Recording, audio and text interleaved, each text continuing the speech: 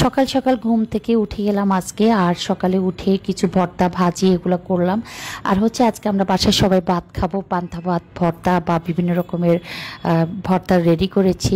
আর হচ্ছে ইলিশ মাছের কি বলে, পচা ইলিশ, যেটা হচ্ছে নোয়াখালী ডিস্ট্রিক্টের মানুষ বেশি চিনবে। ওই পচা ইলিশের ঝুড়া বা পচা ইলিশ রান্না করেছিলাম ওটাকে রাত্রে। তারপর সকালে হচ্ছে একদম ভাজা ভাজা করে পান্তা ভাত দিয়ে পান্তা ভাতের সাথে পানি, একটু লবণ আর হচ্ছে ইলিশ মাছের, পচা ইলিশ বা ইলিশ মাছের ঝুড়ি দিয়ে ভাত খেতে অনেক ভালো লাগে। এটা আমার আম্মা আমাদেরকে শিখিয়েছিলেন, আমরা সেই ঐতিহ্য এখনও ধরে রেখেছি। আর সকালে ডিম পোস্ত মাস্ট। তো এদিকে হচ্ছে লিখন ওরা, আমি একটা পার্সেল এনেছিলাম অনলাইন থেকে। তো ওই অনলাইনে হচ্ছে কি, এটা হচ্ছে বিউটি বক্স বলে, তো ওরা এটা রেডি করছে। আর এদিকে হচ্ছে আমি ভাতে পানি নিয়েছি। এটা দেখে আমার বাচ্চারা আমাকে নিয়ে হাসতেছে, আম্মু তোমার মতো করে ভাত খেতে কিন্তু আমাদেরও ভালো লাগে, আমরাও এভাবে খাই, তুমি এটা কোথা থেকে শিখছো? তো বললাম যে তোমার নানুমণি আমাদেরকে শিখিয়েছেন। অনেকেও হয়তো এই মুহূর্তে আমাকে খুব খারাপভাবে মিন করছেন, আল্লাহ উনি কীভাবে পান্তা ভাত খাচ্ছে। কিন্তু পান্তা ভাতে কিন্তু শরীরের জন্য অনেক ভালো। যদি ওয়েটের জন্য হয় সেটা ঠিক আছে, না খাবেন না, কারণ পান্তা ভাতে ওয়েট বাড়ায়।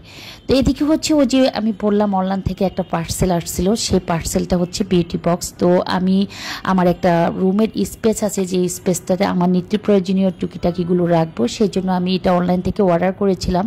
তো অনলাইনে ওনারা হচ্ছে কি ভিডিওটা শো করে, ভিডিওটা দেখে আমাকে এভাবে আমি অনলাইন থেকে অর্ডার করি। বাট বাসায় আনার পর এটা একদম খোলা ছিল, এটাকে আবার নতুন করে লাগাতে হচ্ছে সব কিছু।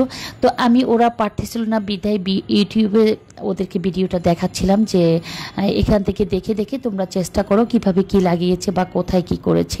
আজকে পুরো বাসার অনেক অনেক কাজ, আমি অনেক অনেক কাজ শেয়ার করতে হবে, কারণ এতটা গরম পড়তেছিল। আপনাদের ভাই হচ্ছে কি আবার বাসার জন্য একটা, কি বলবো আপনাদেরকে, আমি সামনে শেয়ার করি, এসি নিয়ে আসে। তো এসিটা হচ্ছে কি আমাদের সামনের রুমে, একদম গেস্ট রুম যেটা, ওটাতে কোনো এসি ছিল না বা প্রচণ্ড গরম। আর ওই রুমটা হচ্ছে কি বাতাসটা একটু কম আসা যাওয়া করে, আর এতটা তাপ থাকে ওই রুমটায়, যেহেতু একটা কর্নারে চাপানো এই রুমটা, আমার রুম আর হচ্ছে আমার সেকেন্ড বেডরুমে যেভাবে বাতাস আসে ওই রুমটা একদম কম বললে চলে। এদিকে ময়ফুলও রান্নাঘরের টুকিটাকি কাজ করছে, আর হচ্ছে এসির লোকজন এসে এসিটা লাগাচ্ছে। এত প্যারা, পুরো বাসা ময়লা করে, সে কখন থেকে ধৈর্য ধরে চুপচাপ বসেছিলাম, তারপর আর পারতেছিলাম না। দেখি ওনাদের এসি লাগানোটা ভিডিও ধারণ করতেছিলাম আর বলতেছিলাম যে অনেক টাইম লাগে, যে টাইমটাই মনে হয় না যে মানে বসে থেকে তাদের এসব দেখার ধৈর্য।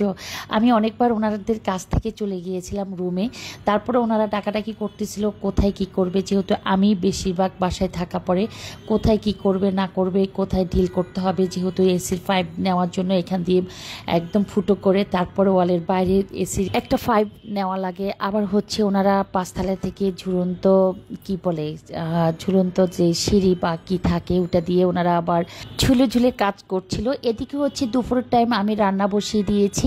রান্নাটা হয়েছিল কি, আজকে রান্না নিয়ে একটা বদনাম সুনাম দুইটাই করছি।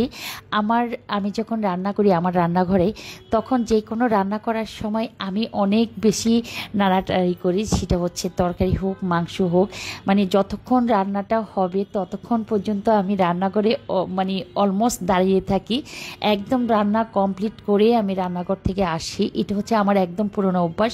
অনেকে আছে না যে রান্না বসিয়ে দিয়েছে তো কিছুক্ষণ পর পর যায় দেখে আসলো, আমার হচ্ছে হেল্পিং হ্যান্ড থাকুক আর যেই থাকুক না কেন, আমি যতক্ষণ পর্যন্ত রান্না, যে কোনো রান্না কমপ্লিট না হবে ততক্ষণ পর্যন্ত আমি চুলার আশপাশ ছাড়ছি না।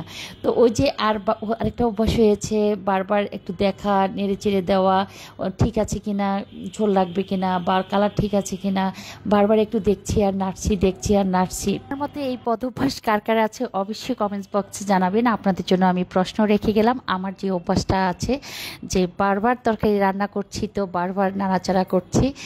তো এই তো কথায় কথায় আজকে হচ্ছে মোরগের মাংস দিয়ে আলু দিয়ে রান্না করছি, আর হচ্ছে ডাল রান্না করেছি, যেহেতু দুপুরে যে এসির লোকগুলো ছিল তারা কাজ করতে করতে অনেক টাইম হয়ে গিয়েছিল, তাদের জন্য কিছু রান্না করা, যে ওনাদেরকে খাবার দিব। তো এই তো আজকে ছোটোখাটো একটা ব্লগ সবার জন্য শেয়ার করলাম। ব্লগটা কেমন হলো অবশ্যই জানাবেন। সবার জন্য অনেক অনেক দোয়া আর ভালোবাসা রইল আমার তরফ থেকে।